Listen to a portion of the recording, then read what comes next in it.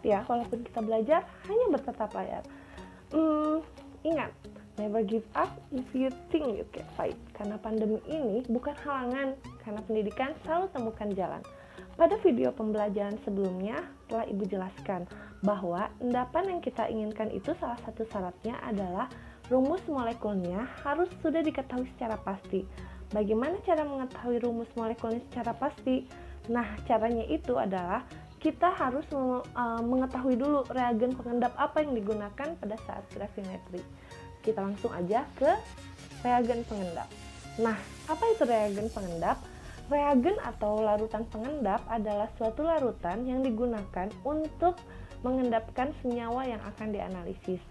Bisa berupa larutan organik ataupun larutan anorganik, tapi syaratnya adalah harus mudah menguap dan disesuaikan dengan ion yang akan kita tentukan atau sampelnya. Berikut yang ini adalah contoh penggunaan reagen pengendap. Jika kalian ingin mengendapkan atau ingin menentukan kadar Fe berupa Fe3+ dari suatu sampel, maka reagen pengendap yang paling sesuai digunakan untuk mengendapkan Fe tersebut adalah NH4OH, bukan KOH ataupun bukan NaOH. Kenapa? Kita lihat kebersamaan reaksinya. Jika Fe3+ bereaksi dengan NH4OH akan menghasilkan endapan FeOH 3 kali yang berupa endapan berwarna merah bata ditambah NH4+. Nah, NH4+ ini merupakan amonium yang mudah sekali menguap dalam bentuk gas amonia, sehingga kita lebih cenderung mempergunakan NH4OH karena dia mudah menguap. Berbeda dengan Na dan juga K yang tidak mudah menguap. Malah apabila kalian mengendapkan dengan mempergunakan NaOH ataupun KOH, si Na plus dan K plusnya itu akan menjadi ion pengganggu pada saat kalian melakukan gravimetri.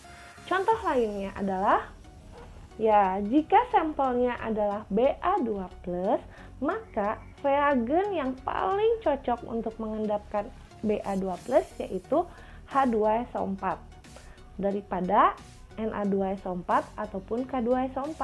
Kenapa? Kita lihat kebersamaan reaksi.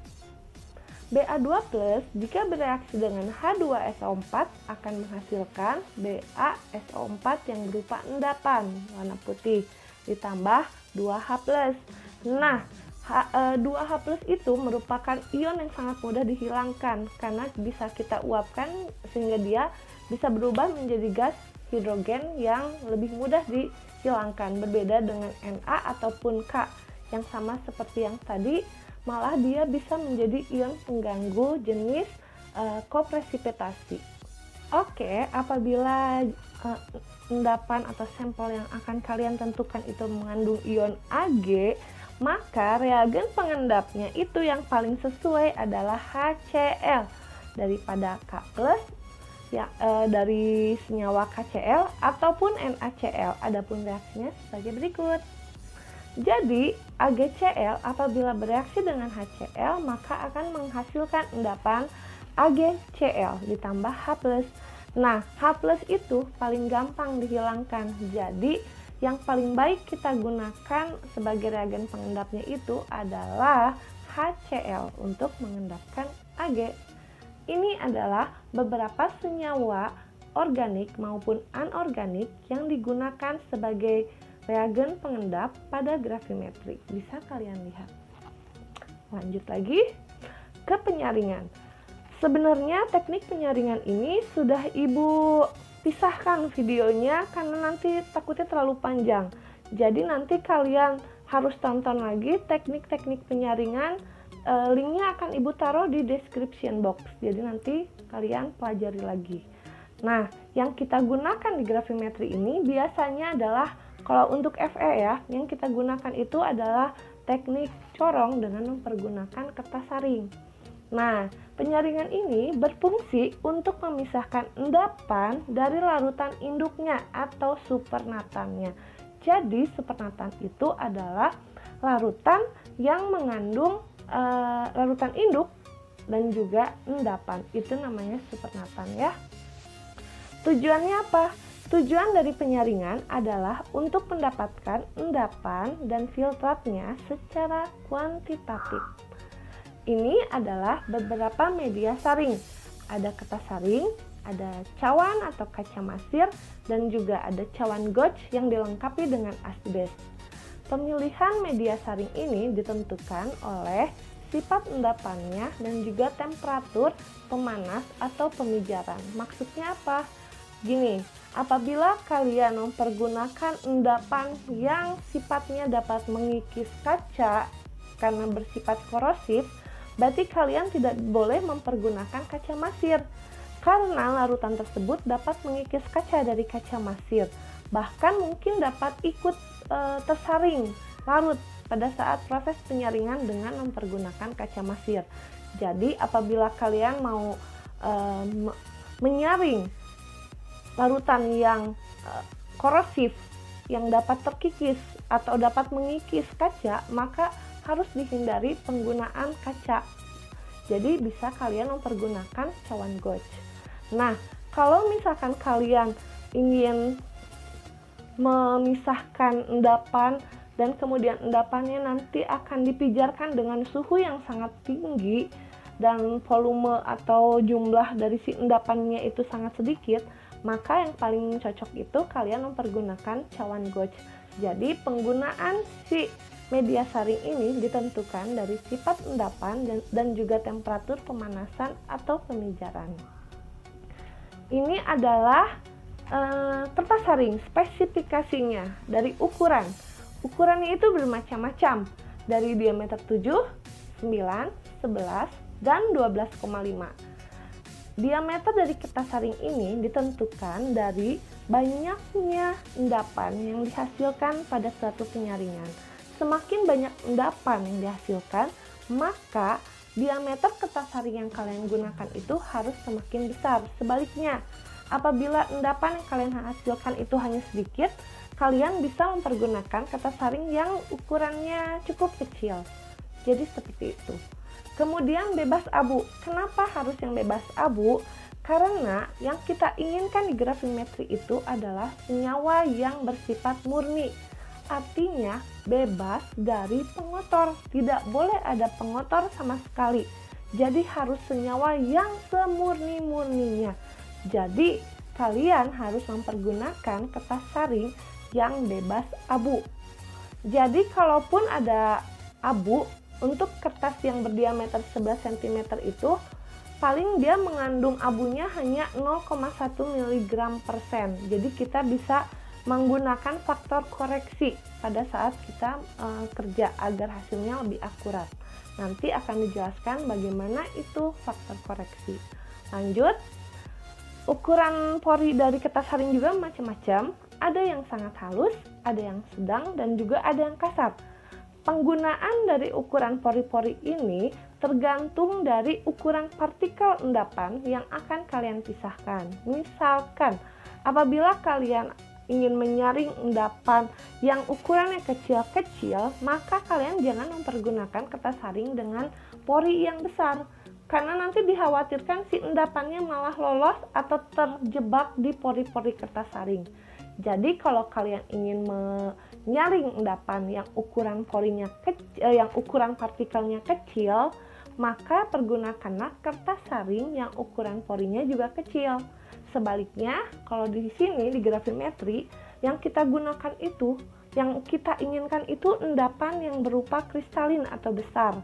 Jadi kita biasanya mempergunakan kertas saring dengan pori-pori yang kasar.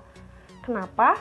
Karena ukuran dari endapan yang kita hasilkannya juga kan besar.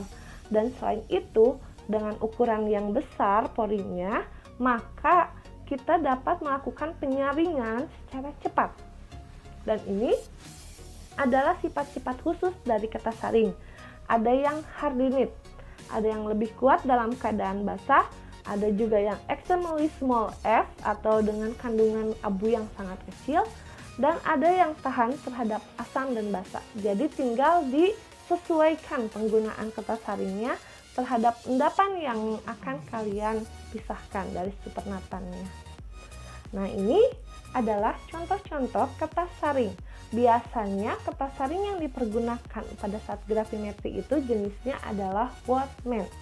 Whatman itu macam-macam nomornya, ada yang 40 dan 41 dan juga ada yang 42.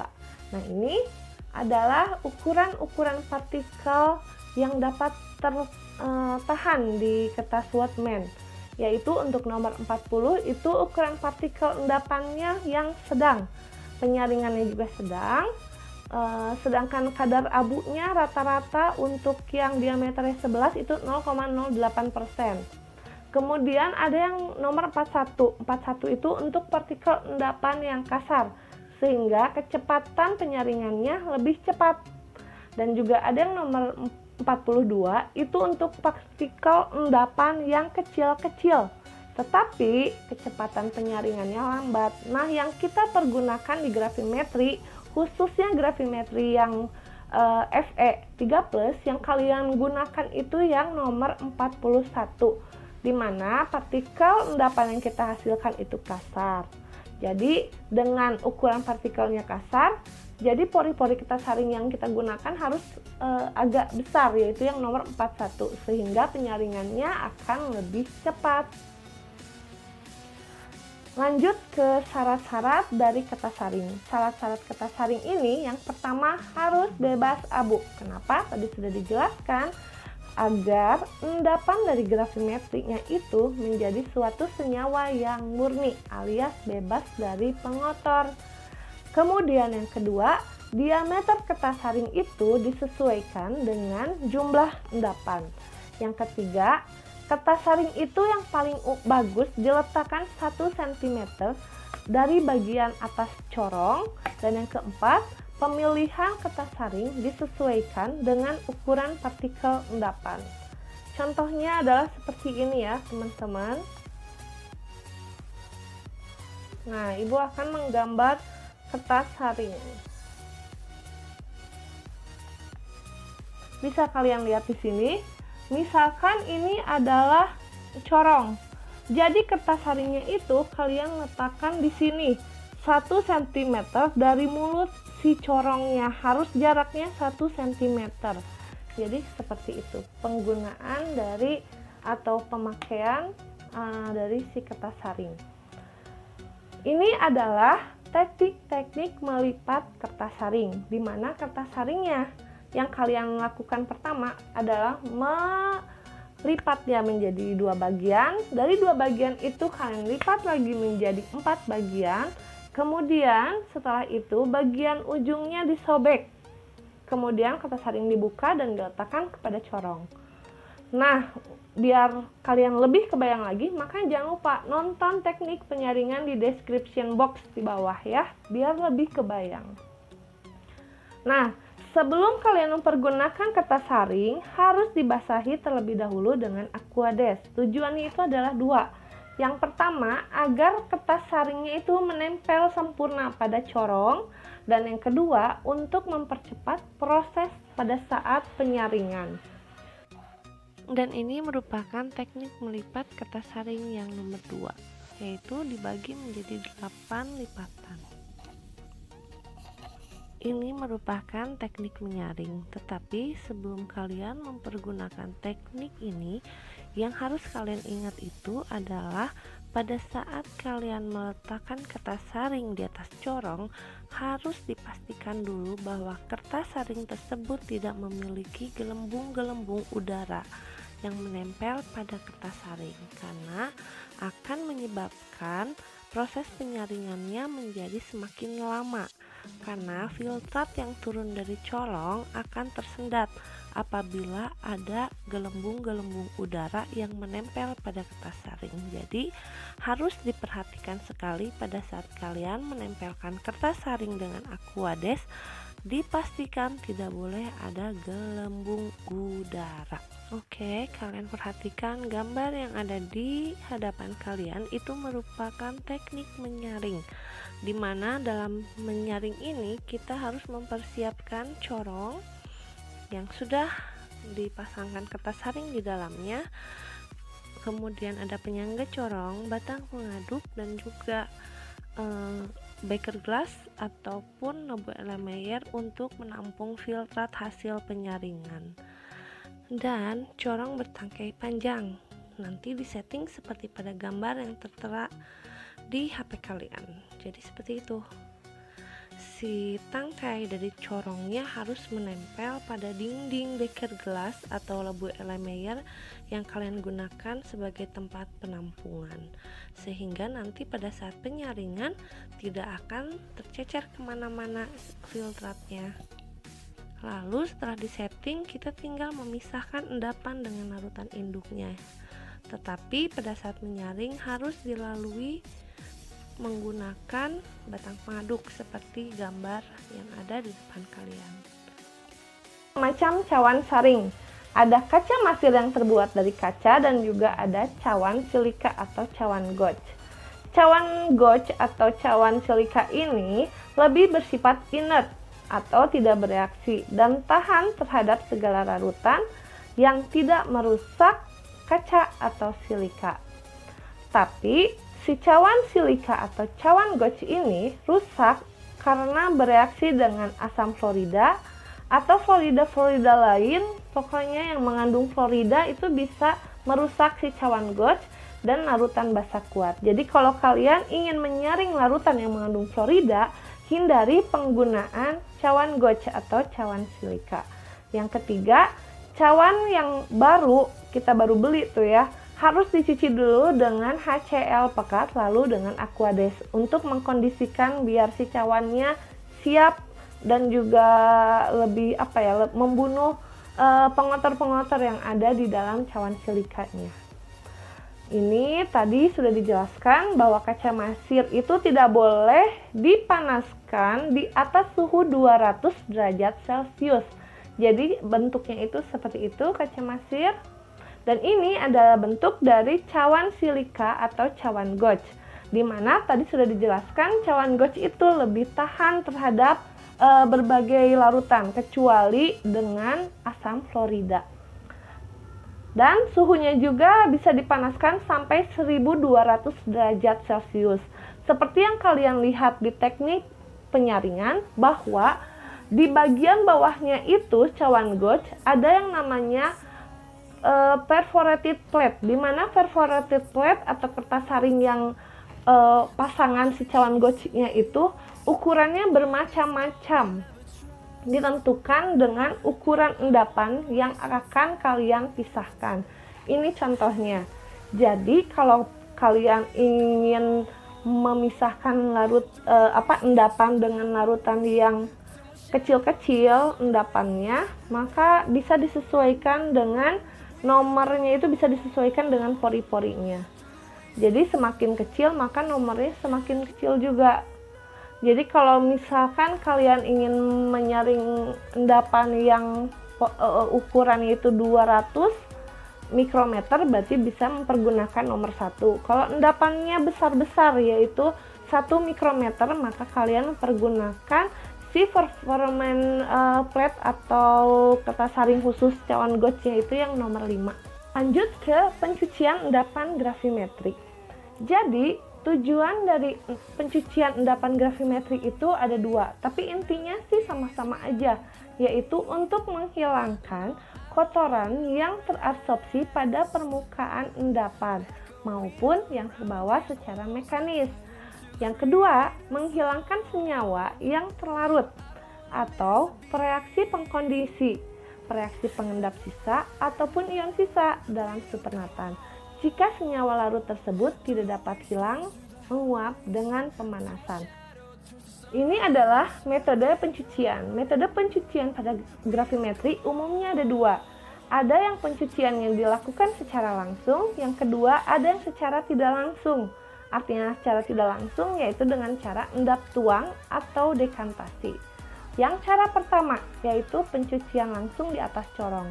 Jadi nanti supernatan akan disaring sampai seluruh endapannya itu menempel di kertas saring.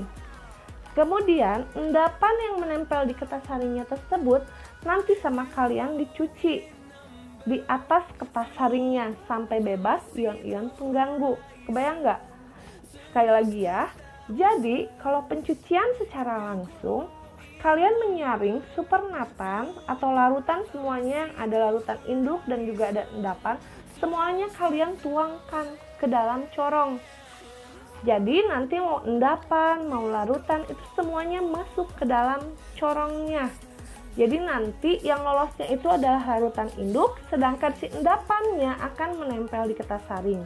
Nah, endapan yang menempel di kertas saring itu nanti akan kita cuci sampai bebas ion pengotor. Nah, itu itu pencucian secara langsung. Sedangkan pencucian secara tidak langsung atau dekantasi atau endap tuang, caranya itu adalah jadi supernatan disaring, tetapi endapan masih tetap berada dalam beker gelas. Jadi proses pencucian endapan berada di dalam beker gelas. Jadi gini, kalian punya supernatannya. Si supernatannya itu nanti sama kalian ditaruh dulu di atas meja kerja sampai semua endapannya itu akan turun. Kebayang sampai sana? Nah, setelah endapannya semuanya turun, nanti larutan induknya itu kan akan menjadi jernih. Nanti kalian siapkan corong dan juga kertas saringnya. Kemudian kalian pindahkan larutan induk yang jernihnya ke atas corong, ke dalam corong. Jadi yang dipindahkannya itu hanya larutan induknya. Sedangkan di dalam beker gelasnya itu masih ada endapan. Nah, si endapan yang ada di beker gelasnya nanti dicuci dengan mempergunakan larutan pencuci. Jadi pencuciannya itu di dalam beker gelas. Setelah itu nanti larutan pencuci dimasukkan ke dalam beker gelas, terus kalian aduk-aduk lagi. Setelah diaduk-aduk sampai terus kemudian didiamkan lagi. Setelah didiamkan nanti kan ada terbentuk lagi endapannya ada di bawah, sedangkan larutan induknya itu akan jernih. Nanti sama kalian disaring lagi, dipisahkan lagi. Jadi nanti larutan induknya turun ke bawah, sedangkan endapannya masih berada di beker gelas. Nanti proses itu dilanjutkan sampai bebas ion pengganggu. Makanya disebutnya endap tuang. Jadi diendapin dulu baru tuangin. Endapin dulu tuangin. Endapin dulu tuangin. Makanya dekantasi itu nama lainnya adalah proses endap tuang, ya. Jadi ingat, ada yang secara langsung, ada juga yang dekantasi atau endap tuang. Kalau yang secara langsung, endapannya nempel di kertas saring, dicucinya di atas kertas saringnya. Sedangkan dekantasi atau endap tuang, endapannya masih berada di beker gelas dan dicucinya itu di dalam beker gelas. Setelah entar semuanya turun endapannya, baru dipindahkan ke corong atau dituangkan lagi ke corong. Makanya namanya adalah endap tuang. Ini adalah syarat-syarat larutan pencuci. Syarat-syarat larutan pencuci ini yang pertama, harus merupakan larutan elektrolit. Kenapa harus larutan elektrolit? Agar endapannya itu tidak mengalami peptisasi. Peptisasi itu yaitu terlarutnya endapan menjadi partikel-partikel koloid. Yang kedua, tidak melarutkan endapan tetapi melarutkan senyawa yang asing. Karena kan kita tujuan pencuciannya itu untuk menghilangkan pengotor, bukan untuk menghilangkan endapan. Makanya pada saat kalian mau mencuci suatu endapan di gravimetri, harus dilihat dulu apakah larutan tersebut dapat melarutkan endapan atau tidak. Kalau tidak melarutkan endapan, it's okay, nggak apa-apa dipakai.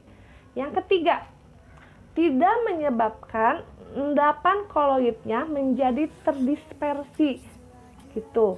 Yang keempat, harus memiliki ion senama. Maksudnya ion senama karena harus kalian ingat ya, bahwa faktor-faktor yang mempengaruhi kelarutan itu apabila ada ion senama, kelarutannya maka akan rendah. Makanya kita pada saat menggunakan larutan pencuci itu harus memiliki ion senama agar kelarutannya rendah.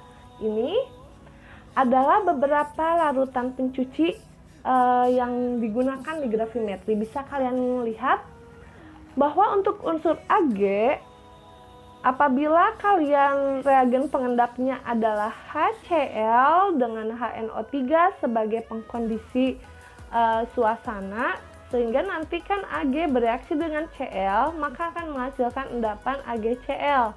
Dan larutan pencucinya itu HNO3. Jadi HNO3 itu memiliki ion senama karena digunakan dari awal reaksi. Jadi dapat digunakan sebagai larutan pencuci. Nah, senyawa yang ditimbangnya sama dalam bentuk AgCl juga yang dipanaskan pada suhu 400 derajat Celcius. Kemudian, kalau kalian ingin mengendapkan Ag dengan penambahan Ki dan juga HNO3 sebagai pengkondisinya, maka endapan yang dihasilkannya itu Ag ditambahin imin, jadi AgI. Sehingga larutan pencucinya sama seperti ini, harus memiliki ion senama yaitu HNO3. Senyawa yang ditimbangnya sama yaitu dalam bentuk AgI. Pemanasannya di suhu 105 sampai 110 derajat Celcius. Nanti kalian akan Ibu jelaskan kenapa senyawa yang terbentuk endapan awal sama senyawa yang ditimbang itu ada yang sama, ada yang berbeda. Nanti dijelaskan di akhir video ya. Jadi biasanya atau mau sekarang nggak apa-apa. Jadi kalau senyawa yang ditimbang ini dia sifatnya harus lebih stabil dibandingkan dengan endapan yang terbentuknya. Jadi kalau endapan yang itu yang kayak AgCl, AgI, Br dikromat itu relatif dia kurang stabil dibandingkan dengan senyawa yang ditimbang, karena senyawa yang ditimbang itu harus stabil terhadap pada saat penimbangan. Jadi nanti senyawanya biasanya dipijarkan dulu agar didapat senyawa yang lebih stabil. Lanjut, apabila ingin mengendapkan Ba dengan reaksi langsung aja ya H2SO4, maka nanti endapan yang terbentuknya itu BaSO4, maka larutan pencucinya itu adalah aqueous panas, karena hanya untuk menghilangkan H-nya aja kan. Jadi dengan mempergunakan H2O udah cukup untuk membebaskan H plusnya dari endapan. Nanti senyawa yang ditimbangnya sama juga BaSO4, tapi suhunya harus pada saat memijarkan si BaSO4 itu harus 800 derajat Celcius. Kemudian apabila kalian mau menentukan kadar Ca, apabila Ca-nya dalam bentuk fosfat, maka kalian harus menambahkan amonia dan juga amonium fosfat, sehingga terbentuk nanti endapannya Ca fosfat dan larutan pencucinya amonium nitrat. Sehingga yang terbentuknya nanti ada tiga step. Yang pertama terbentuk itu adalah CaSO4, di mana CaSO4 nanti bisa langsung ditentukan kadar CaSO4-nya langsung ditimbang aja, tapi untuk membentuk dari Ca3PO4 2 kali ke CaSO4 dia butuh suhu 1000 derajat Celcius. Apabila dari Ca3PO4 2 kali ingin dirubah menjadi CaCO3, maka bisa dipanaskan pada suhu 500 derajat Celcius. Jadi macam-macam. Jadi kalau untuk Ca, kalau berbeda pemijarannya, maka dihasilkan senyawa yang berbeda juga. Itu untuk Ca. Kemudian ini yang akan kalian praktikumkan. Kalau misalkan Fe, apabila kalian mempergunakan NH4OH sebagai reagen pengendap, di sini Fe ditambahin NH4OH, maka akan menghasilkan FeOH 3 kali. Maka larutan pencucinya harus merupakan larutan yang memiliki ion senama. Di sini ada NH4, maka larutan pencucinya harus ada NH4 juga, yaitu NH4NO3. Selain itu, kenapa yang dipakainya NH4NO3? Karena NH4NO3 itu merupakan larutan elektrolit dan juga dia mudah untuk diuapkan. Jadi larutan pencucinya paling ideal yaitu NH4NO3 atau amonium nitrat. Senyawa yang kalian bentuk itu pada saat kalian mengendapkan Fe dari awal pelarutan, pengendapan, penyaringan, pencucian, pengarangan, pengabuan, itu dalam bentuk FeOH 3 kali. Kebayangkan? Jadi proses dari awal sampai proses pengabuan itu kalian yang didapatkannya itu FeOH 3 kali. Tetapi pada saat kalian memijarkan pada suhu 600 derajat Celcius, pada saat dipijarkan itu berubah, FeOH 3 kalinya menjadi Fe2O3 yang ditimbang. Jadi senyawa yang ditimbangnya itu bukan FeOH 3 kali karena dia tidak stabil ya. Jadi FeOH 3 kalinya harus dipijarkan dulu pada suhu 600 derajat Celcius menjadi Fe2O3 yang sifatnya lebih stabil daripada FeOH 3 kali. Lanjut. Jadi syarat yang selanjutnya adalah larutan pencuci tidak bereaksi dengan endapan membentuk senyawa yang mudah menguap atau senyawa yang sukar larut, karena nanti dikhawatirkan akan terjadi pengotoran jenis post presipitasi, jadi itu harus dihindari. Yang keenam yaitu larutannya harus mudah diuapkan pada suhu pemanasan endapan. Kenapa? Balik lagi, karena kita menginginkan endapan yang murni, tidak boleh ada pengotor, sehingga larutan pencucinya harus mudah diuapkan atau dihilangkan. Yang terakhir, larutan pencuci tidak boleh mengandung senyawa yang dapat mengganggu perlakuan selanjutnya terhadap filtrat, sudah jelas. Karena yang kita inginkan itu endapan yang murni, jadi tidak boleh ada senyawa lain yang dapat mengganggu perlakuan. Nah, ini adalah pencucian endapan gravimetri yang baik. Yang pertama, larutan pencuci dan endapan diaduk secara homogen. Jadi bukan diaduk secara kencengnya itu harus lebih kencang maka lebih bagus pencucian, enggak. Tetapi pencucian yang baik itu pengadukannya harus homogen, nggak terlalu cepat, nggak terlalu lambat, yang pasti harus homogen agar pengotornya itu lebih cepat dia larut dengan larutan pencucinya, dimana nanti kan larutan pencucinya akan dibuang, jadi nanti si pengotornya nempel di larutan pencucinya, jadi endapan yang dihasilkannya itu endapan yang murni. Yang kedua, frekuensi pencuciannya itu tinggi dengan volume larutan yang sedikit.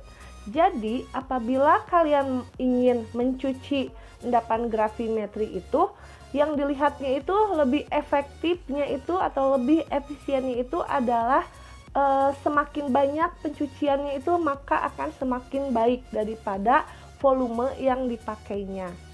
Katakanlah kalian ingin mencuci endapan Fe, maka endapan Fe itu akan lebih baik apabila dicucinya 15 atau 20 kali dengan volume 35 ml larutan pencuci, dibandingkan kalian hanya mencuci 5 kali endapan tetapi volumenya 100 ml, itu kurang efektif. Jadi yang lebih efektif itu sekali lagi pencuciannya itu sesering mungkin dengan frekuensi yang tinggi tetapi larutannya volumenya itu sedikit, itu lebih cepat si pengotornya larut ke dalam larutan pencuci tersebut. Yang selanjutnya, jika endapan tidak larut dalam air, maka lebih efektif jika larutan pencuci yang digunakannya itu dalam keadaan hangat. Kenapa? Karena untuk mempercepat larutan pengotor dan juga kecepatan penyaringan. Nah, balik lagi, kalau kalian ingin mencuci endapan gravimetri yang penetapan kadar Fe, biasanya kita mempergunakan larutan pencucinya adalah amonium nitrat. Sudah jelas amonium nitrat itu tidak akan melarutkan FeOH 3 kali yang sudah terbentuk. Jadi pada saat kalian mencuci, si larutan pencucinya, amonium nitratnya harus dipanaskan dulu, tapi jangan terlalu panas juga. Dikhawatirkan nanti endapannya malah akan larut karena adanya suhu yang tinggi, kan faktor-faktor yang mempengaruhi kelarutan harus diingat ya.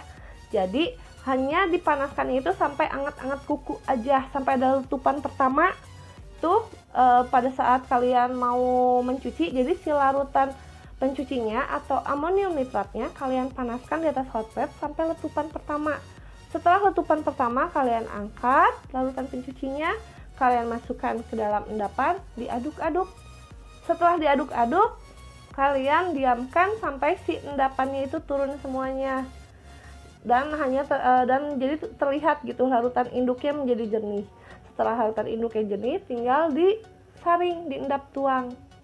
Jadi nanti endapannya akan ada di dalam beker gelas. Nanti si endapan yang ada di dalam beker gelas itu ditambahkan lagi larutan pencucinya dengan volume yang sama, tetapi sebelumnya harus dipanaskan sampai tepat mendidih. Setelah tepat mendidih letupan pertama, kalian matikan hot plate, kalian masukkan lagi ke dalam beker gelas yang berisi endapan, kalian aduk lagi secara homogen, kalian pindahkan lagi ke dalam corong yang tadi yang sama. Nanti proses selanjutnya begitu seterusnya sampai didapat endapannya itu sudah bebas ion pengganggu. Nah, ini adalah alasan kenapa pencucian berulang lebih baik daripada volume larutan pencuci yang banyak. Jadi ini pencucian berulang itu berfungsi untuk mendapatkan endapan yang semurni mungkin. Karena fraksi pengotor lebih sedikit jika endapan dicuci lebih sering, sesuai dengan ketentuan rumus seperti berikut. Yaitu Cn sama dengan VR per V ditambah VR pangkat N dikali CO. Sehingga dari rumus tersebut dapat diketahui atau dapat dilihat bahwa jumlah pengotor yang tersisa dalam endapan setelah N kali pencucian itu akan lebih sedikit jumlah pengotornya apabila jumlah kali pencuciannya itu lebih banyak. Kalian anggap aja atau kalian masukkan aja si rumus tersebut ke dalam jadi kita masukin angka ke dalam rumus tersebut. Misalkan si N-nya itu pangkat 1 alias 1 kali nyuci. Udah jelas nanti Cn-nya kan atau jumlah pengotor yang tersisa dalam endapannya hanya sedikit. Jadi banyak gitu, tetap banyak jumlah pengotornya. Tapi kalau nanti kalian dipangkatkan, N-nya itu dipangkatkan lebih besar, N-nya itu lebih besar, dimasukkan ke dalam angka yang lebih besar, pasti nanti didapatkan Cn atau jumlah pengotornya lebih sedikit. Jadi berdasarkan rumus ini dapat diketahui atau dapat disimpulkan lebih banyak N atau jumlah kali pencucian, maka jumlah pengotor yang tersisa dalam endapannya itu semakin sedikit. Jadi Cn ini berbanding terbalik dengan jumlah kali pencucian. Jadi kalau jumlah kali pencucian atau N-nya banyak, maka Cn-nya kecil. Yang kita inginkan adalah yang harga Cn-nya kecil atau jumlah pengotornya kecil. Jadi gimana biar jumlah pengotornya kecil? M-nya harus besar. Jadi jumlah kali pencuciannya harus banyak. Lanjut, tadi Ibu membahas tentang peptisasi. Peptisasi apa? Peptisasi yaitu suatu proses terlarutnya endapan menjadi koloid. Pada saat endapan dicuci, ada sebagian kecil endapan menjadi terlarut. Endapan tersebut menjadi koloid kembali, sehingga saat disaring ada sebagian endapan yang lolos, sehingga nanti analisisnya tidak akan kuantitatif. Jadi, bagaimana cara mengatasi peptisasi ini? Cara mengatasi peptisasi ini yaitu dengan mencuci endapan mempergunakan larutan elektrolit.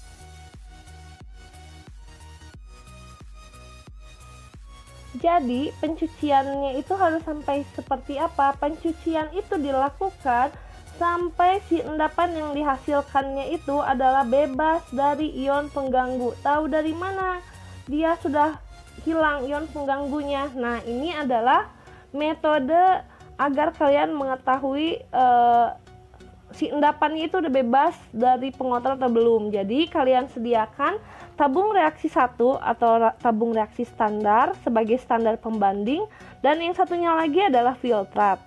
Yang standar pembanding itu kalian isi yang pertama dengan HNO3 ditambah AgNO3 ditambah Aquades. Di sini dia tidak ada Cl-nya kan, sehingga nanti standarnya akan bening. Jadi nanti standarnya akan bening. Sedangkan yang tabung kedua, ini tabung satu dan ini tabung kedua. Tabung kedua nanti kalian isi dengan HNO3 ditambah AgNO3 dan ditambah filtrat. Filtratnya itu yang dari mana? Nanti kalian kan akan menyaring kayak gini, corong. Nanti di sini tuh akan ada yang netes. Nah, tetesan dari pada saat kalian ini kertas saring yang udah ada endapannya sedikit-sedikit, nanti pada saat kalian mengetes, si filtratnya diambil dari corong, masukkan ke dalam tabung reaksi 2 yang sudah berisi HNO3 sama AgNO3. Kebayang sampai sana? Kalau misalkan hasil dari tabung 2 ini belum sama dengan tabung reaksi 1, maka dia masih belum bebas Cl-. Karena harus diingat yang kita lakukan itu ion pengganggunya kalau untuk Fe itu Cl- ya. Cl- itu sebagai ion pengganggu. Di sini Cl- apabila bereaksi dengan Ag, dia akan menghasilkan Ag ditambah Cl- menghasilkan AgCl, ya kan? Nah, apabila ada endapan AgCl, maka nanti akan terbentuk endapan yang berwarna putih. Jadi pada saat kalian mencuci endapan dan masih berwarna putih dan dibandingkan dengan standar itu belum sama warnanya, berarti pencuciannya itu belum efektif, belum sempurna, dan pencuciannya kalian lakukan lagi. Seperti itu. Jadi pencuciannya dilakukan apabila kalian nanti ambil filtrat yang menetes dari corong ditambah HNO3 ditambah AgNO3, nanti warnanya sudah bening sama dengan standar 1, berarti sudah bebas ion Cl-. Maka pencuciannya dihentikan dan lanjut ke tahapan selanjutnya. Seperti itu. Oke, lanjut ke teknik pengeringan endapan grafi. Tujuannya itu ada 4. Yang pertama adalah menghilangkan air dari endapan. Yang kedua, menghilangkan larutan elektrolit yang terdapat pada larutan pencuci. Yang ketiga, menghilangkan pengotor yang mungkin memiliki sifat mudah menguap. Yang keempat, untuk mengubah endapan menjadi senyawa yang lebih tepat ditimbang. Contohnya adalah Ba dengan Ca. Ba dan Ca itu senyawa bentuk endapan sama senyawa bentuk timbangannya itu sama. Jadi pengeringan untuk endapan Ba sama Ca itu berfungsi juga untuk mendapatkan endapan yang lebih stabil, yaitu senyawa bentuk timbangan. Selain itu, teknik pengeringan endapan juga berfungsi untuk mengeringkan kertas saring, di mana pada tahapan kalian grafimetri Fe nanti ada bagian kalian harus melipat kertas saring yang telah berisi endapan itu masuk ke dalam cawan pijar. Logikanya apabila kertas saring yang kita lipat itu dalam keadaan basah nanti mudah robek kan. Nah, makanya pada saat grafimetri Fe si endapan dan kertas saringnya itu harus dikeringkan dulu, karena salah satu syaratnya selain syarat-syarat yang 4 itu adalah agar mempermudah pada saat melipat dan dimasukkan ke dalam cawan pijar agar tidak sobek. Lanjut ke pengarangan, pengabuan, dan pemijaran. Jadi ingat, kalau setelah dikeringkan, kalian endapannya itu adalah harus diarangkan, yaitu pada suhu 200 sampai 300 derajat Celcius. Kemudian diabukan pada suhu 500 sampai 600 derajat Celcius. Kemudian dipijarkan pada suhu sampai 1200 derajat Celcius. Tetapi untuk suhu pemijaran ini dia relatif berbeda-beda. Seperti yang tabel sebelumnya Ibu telah berikan ke kalian, bahwa suhu pemijaran itu berbeda-beda. Jadi tergantung suhu terdekomposisinya sampel. Ini mengapa pengeringan harus melalui pemanasan yang bertahap. Jadi kenapa pemanasannya itu harus diarangkan, diabukan, dipijarkan? Itu kan suhunya bertahap, nggak langsung dipijarkan dari cawan pijar, langsung kalian pijarin dengan suhu 600 derajat Celcius. Kenapa harus bertahap? Jawabannya ada seperti ini. Untuk mencegah kerusakan cawan pijar yang digunakan akibat perubahan suhu yang drastis. Kalian ingat aja, kalau misalnya kalian mempergunakan gelasnya udah masuk ke dalam kulkas, kemudian kalian isi gelasnya dengan air panas, otomatis gelasnya akan pecah. Begitupun dengan si cawan pijar. Apabila dia mengalami perubahan suhu yang drastis, maka cawan pijarnya bisa retak atau bahkan pecah. Sehingga nanti cawan pijar yang sudah berisi endapan dari gravimetri, berarti endapannya akan kemana-mana alias amburadul gitu. Jadi kalian harus mengulangi prosedur gravimetri dari awal lagi. Nah, ini adalah alat-alat yang dipakai pada saat pengarangan, pengabuan, dan juga pemijaran, yaitu ada bunsen dan juga tanur atau furnace. Di mana penggunaan bunsen itu telah Ibu jelaskan di video sebelumnya. Jadi kalian untuk mereview bisa kalian tonton lagi videonya. Linknya ada di description box di bawah. Ini adalah nyala api dari bunsen, selain yang luminous dan juga non luminous. Jadi kalau yang nyala api merah atau luminous flame itu digunakan untuk pengarangan. Jadi ingat, luminous flame, belum ada oksigen yang masuk, berarti apinya masih api yang berwarna merah. Itu digunakan untuk pengarangan, yaitu suhunya sekitar 200 sampai 300 derajat Celcius. Di mana tujuan pengarangan ini adalah mengubah kertas saring yang berupa selulosa menjadi arang atau karbon pada suhu 200 sampai 300 derajat Celcius. Jadi bisa kalian lihat di sini bahwa persamaan reaksinya adalah seperti itu.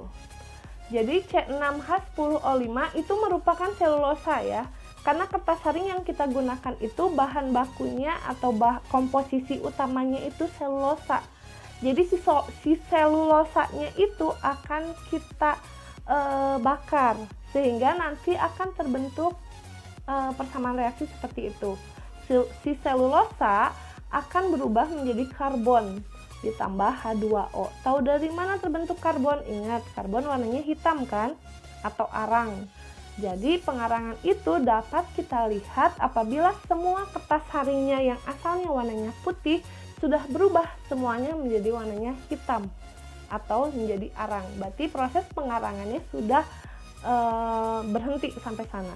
Biasanya kalau pada saat kalian pengarangan harus dilihat di sini ada cawan pijar. Jadi cawan pijarnya sedikit dimiringkan dengan posisi si tutup cawannya itu terbuka sedikit. Kenapa harus terbuka? Karena agar ada oksigen yang masuk, agar pembakarannya bisa lebih cepat kalau ada oksigen. Jadi pada saat kalian pengarangan itu tutup cawan pijarnya dibuka sedikit. Tetapi apabila pada saat pengarangan kertas saringnya terbakar secara tidak langsung, secara tidak sengaja, kalian tinggal ambil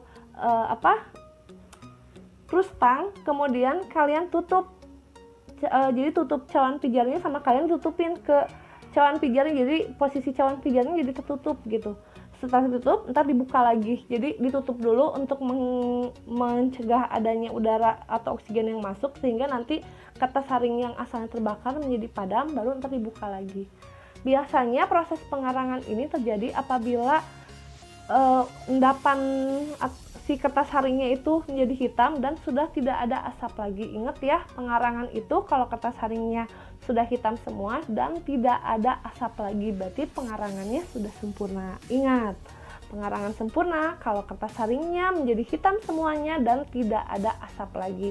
Nah, setelah tidak ada asap lagi, kita nyalakan, kita buka lagi itu si korelnya atau katup udaranya, kita putar katup udaranya sampai nanti didapat nyala api hijau seperti gambar berikut. Dimana nyala api hijau itu untuk proses selanjutnya, yaitu proses pengabuan, yaitu pada suhu 500 sampai 600 derajat Celcius. Tujuannya apa?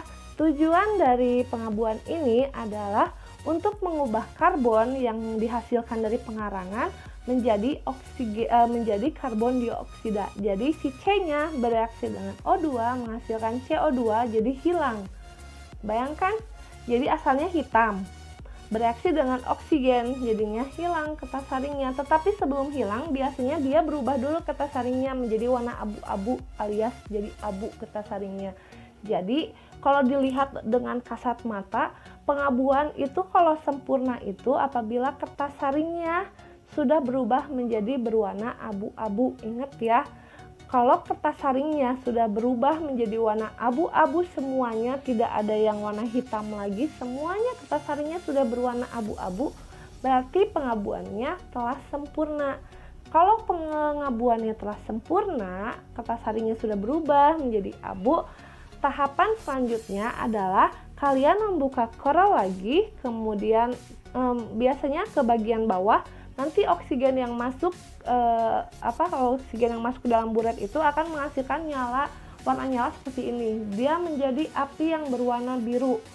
Warna api biru ini memiliki suhu sampai 1200 derajat Celcius. Tetapi kalau yang untuk Fe itu biasanya suhunya hanya 600 derajat Celcius saja kalau untuk Fe yang nanti kalian lakukan. Jadi kalau pemijaran itu umumnya suhunya disesuaikan dengan suhu terdekomposisinya sampel. Jadi apa tujuan pemijaran? Tujuan pemijaran itu berfungsi untuk mengubah senyawa bentuk pengendapan menjadi senyawa bentuk penimbangan. Tadi sudah Ibu jelaskan, di mana senyawa bentuk penimbangan ini lebih stabil sifatnya dibandingkan senyawa bentuk endapan. Sehingga nanti pada saat kalian nimbang akan lebih cepat konstannya dibandingkan kalian nanti nimbang senyawa yang bentuk pengendapan. Dimana kan nanti kalian kalau nimbang itu harus sampai konstan kan. Kalau kalian timbang FeOH 3 kalinya maka nggak akan konstan lama konstannya. Jadi biar lebih stabil dan lebih cepat pengonstanan si masanya, maka senyawanya itu harus dirubah menjadi senyawa bentuk penimbangan. Dan biasanya pemijarannya itu dilakukan dengan cara seperti ini. Jadi posisi cawannya berdiri dan si tutup dari cawan pijarnya itu dalam posisi tertutup seperti itu. Kenapa? Karena pada saat pemijaran dikhawatirkan nanti ada endapan yang massa jenisnya rendah. Jadi kalau ada udara, kalau posisinya miring gitu, takutnya nanti ke bawah udara terus terbang gitu. Jadi nanti kadarnya akan berkurang. Jadi kalau pemijaran akan lebih baik apabila posisinya berdiri seperti itu. Karena untuk mencegah kehilangan endapan yang akan ditimbang, biar analisisnya lebih kuantitatif. Ini adalah aplikasi dari analisis gravimetri. Jadi apabila zat yang dianalisisnya Fe, maka endapan yang terbentuknya adalah FeOH 3 kali. FeOH 3 kali biasanya dipijarkan pada suhu 600 derajat Celcius menjadi Fe2O3. Pengganggunya bisa berupa Al, Cr, atau Ti. Kemudian apabila kalian ingin menganalisis Al atau aluminium, maka endapannya itu yang terbentuk adalah AlOH 3 kali. Nanti AlOH 3 kalinya harus dipijarkan dulu sampai terbentuk Al2O3 baru bisa ditimbang. Kalau kalian menentukan Cl, endapan sama zat yang ditimbangnya sama-sama AgCl. Yang Ag sama, yang Cl sama, jadi endapan yang terbentuk sama zat yang ditimbangnya itu sama-sama bentuknya. Untuk yang ini, yang Ba juga sama, senyawa bentuk endapan sama senyawa bentuk timbangan itu sama-sama BaSO4. Karena BaSO4 itu sudah stabil, AgCl juga sudah stabil. Kecuali yang Fe ya. Kalau Fe itu FeOH 3 kali tidak stabil, jadi harus dirubah dulu menjadi Fe2O3. Nah, setelah nanti kalian kerja ya, akan diketahui kan masanya itu berapa. Masanya itu harus konstan. Konstan itu seberapa Bu? berapa banyak bedanya. Harusnya sih sama kalau yang namanya konstan. Kalaupun bedanya itu hanya 0,0002 gram. Jadi bedanya hanya 0,0002 gram saja beda. Nah, setelah diketahui massanya melalui penimbangan sampai konstan, tinggal ditentukan faktor gravimetri dari si senyawanya, yaitu dengan menggunakan rumus berikut. Jadi, faktor gravimetri sama dengan NaR atau MR sampel dibagi massa dari sampel dalam bentuk penimbangannya. Contohnya adalah pengaplikasian penentuan Fg dari Fe2O3. Maka Fg-nya atau faktor gravimetrinya adalah 2AR Fe dibagi MR Fe2O3. Kenapa ada 2 Fe-nya, AR Fe-nya? Kita lihat. Rumusnya itu kan, rumus yang ditimbangnya itu kan Fe2O3. Jadi Fe-nya ada 2. Makanya di AR-nya ditulis 2. Jadi karena koefisien, karena si Fe-nya jumlahnya ada 2 gitu. Lanjut. Ini ada beberapa soal yang harus kalian cari ya. Jadi kalian tulis ini semuanya di jurnal atau buku catatan kalian. Terus kalian tentukan faktor gravimetrinya berapa. Tinggal diisi di kolom ini. Jadi nanti faktor gravimetrinya yang dilihatnya itu senyawa yang ditimbangnya. Misalkan BA-nya kan 1. Jadi AR-nya 1, tinggal dibagi MR BaSO4 dan seterusnya. Kalian isi ya. Nah, setelah kalian menentukan faktor gravimetri, tinggal dimasukkan lagi untuk menentukan kadarnya ke rumus ini. Jadi persen sampel sama dengan massa akhir dikali faktor gravimetri dibagi massa sampel awal dikali 100%, dan tada, selesailah proses gravimetri kalian. Ini adalah contoh soal dulu ya, contoh soal dari perhitungan gravimetri, yaitu suatu sampel senyawa ionik seberat 0,566 gram yang mengandung ion klorida dilarutkan dalam air dan ditambahkan AgNO3 berlebih. Apabila massa endapan akhir Cl-nya dalam sampel adalah 1,0882 gram, maka berapa persen kadar Cl-nya? Tinggal kalian tulis dulu persamaan reaksinya. Di sini ada ion Ag dengan Cl, tinggal pakai persamaan reaksi Ag plus ditambah Cl min menghasilkan AgCl. Kita tentukan faktor gravimetri dari AgCl, yaitu ARAg. AR-nya itu tetap 1 karena Ag-nya 1 ya. Jadi ARAg dibagi MRAg. Dapat faktor gravimetrinya ada 0,25. Tinggal dimasukkan ke dalam rumus persen Cl sama dengan M akhir dikali faktor gravimetri dibagi massa sampel dikali 100%. Maka didapat kadar Cl-nya adalah 47,51%. Ya, alhamdulillah materi pembelajaran tentang gravimetri sudah seluruhnya Ibu sampaikan. Mungkin ada kekurangan dalam penyampaian materi, mohon maaf yang sebesar-besarnya. Dan apabila ada komen atau ada hal-hal yang tidak kalian pahami, silahkan kalian bertanya, baik itu di kolom komentar ataupun di grup kelas ATG kalian. Dan untuk next video, mungkin Ibu akan memaparkan tentang prosedur dari gravimetri pengendapan Fe. Jadi tunggu video pembelajaran selanjutnya, makanya jangan lupa untuk like sama subscribe biar Ibu lebih semangat membuat video pembelajaran seperti ini. Ingat, tetap semangat ya walaupun kita hanya bertatap layar. Mudah-mudahan kalian di luar sana dalam keadaan baik-baik saja dan dimudahkan segalanya sama Allah dan dijauhkan dari pandemi yang sedang melanda dunia saat ini. Akhir kata, wassalamualaikum. Dadah!